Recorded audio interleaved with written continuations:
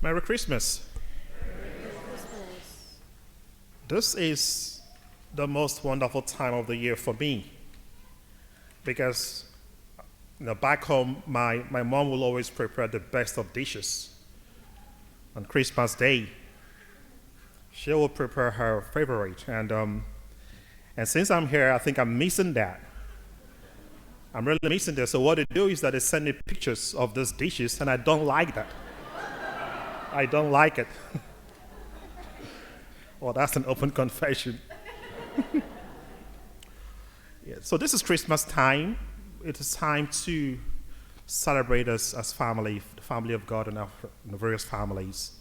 And let us also reach out to other people, maybe those who may not be members of our family, to spread the joy and the love of Christmas.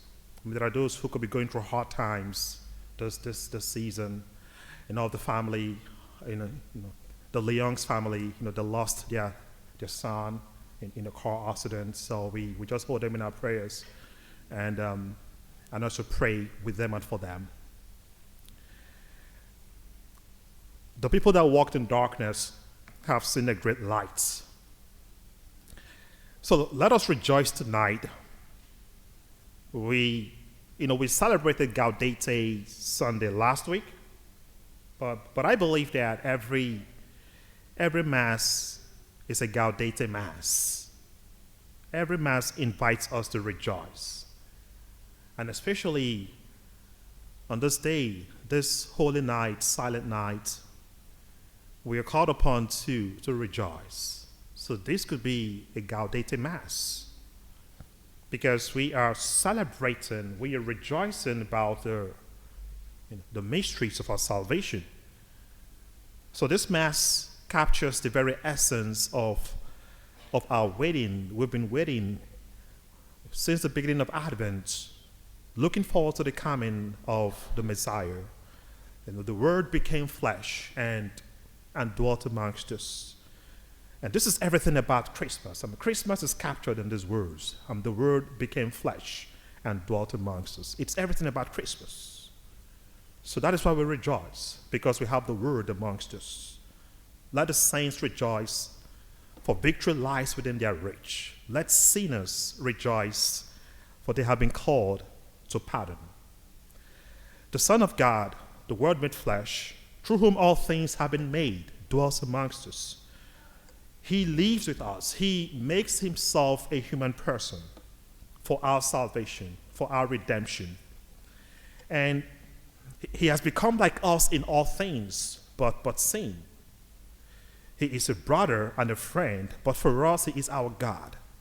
Let us therefore rejoice and be glad. For a new day of redemption has dawned for us.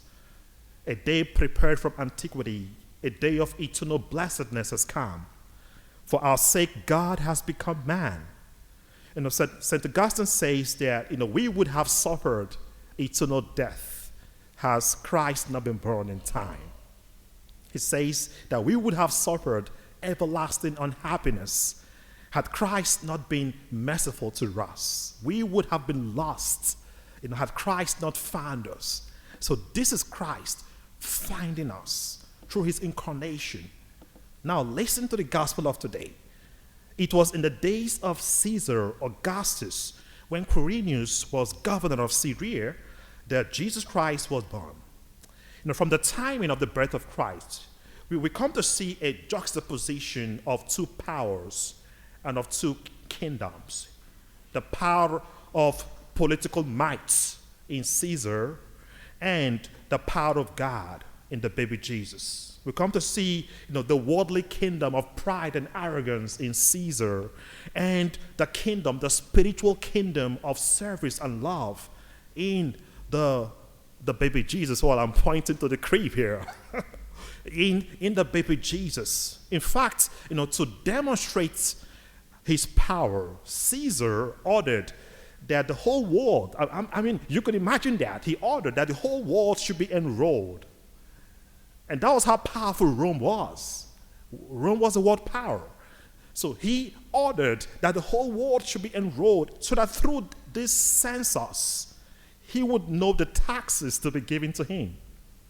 So census was conducted as an expression of political and economic power. So while Caesar would take from the people, the baby Jesus will lay down his life for his own people. While Caesar lived in luxury and in wealth and affluence, the baby Jesus was born in a manger, with animals. So from his birth, we come to see that he began to empty himself for our sake and for our salvation. He began to, die for us. He began to empty himself of himself. And when he was born, what did he do? They wrapped him in swaddling clothes. And that is so powerful. Those swaddling clothes could represent the will of his Father for him. So he was bound and confined by the will of his Father. Anyone who would want to follow Jesus must be ready to allow himself or herself be wrapped with these swaddling clothes. And that means that I just cannot live the life I would want to live for myself. I have to now begin to live the life that God would want me to live for his glory. St. Paul says, it is no longer I that live, but Christ that lives in me. That has been wrapped in the swaddling clothes. That we no longer own ourselves. We now belong to God. So from his birth, wrapped in swaddling clothes, Christ demonstrated his belongingness to the will of his Father. Not my will, but thy will be done. So unlike Caesar Augustus, who had chariots of army to protect him at his beck and call, the baby Jesus had the angels of God who sang his praise, at his, inception into the world, at his entrance into this universe. Glory to God in the highest, and on earth peace to people on whom his favor rests. What is the favor of God? The favor of God is grace. The grace of God is his favor, unmerited grace. That is his favor. And that is a love we experience on this day. Christmas is about God's grace. It is about God's favor upon us. That God has given us a new life, a new beginning. He is actually reconciling us to himself. We do not deserve his love. He loves us all the same. God first loved us. That is God's grace. That is God's favor. And that is what we celebrate at Christmas. But my dear friends, we'll come to see that when Christ was born, the shepherds were the first witnesses. They were those who saw this glory, the glory of God. They were those who first witnessed this gift of God to humankind. But guess what? Shepherds were considered as men of low reputation. But they were the very persons that will announce this glad tidings, this good news, that unto us a child is born, and unto us a son is given. And the government shall be laid upon his shoulders, and he shall be called Mighty God, Everlasting Father, Wonderful Counselor, Prince of Peace.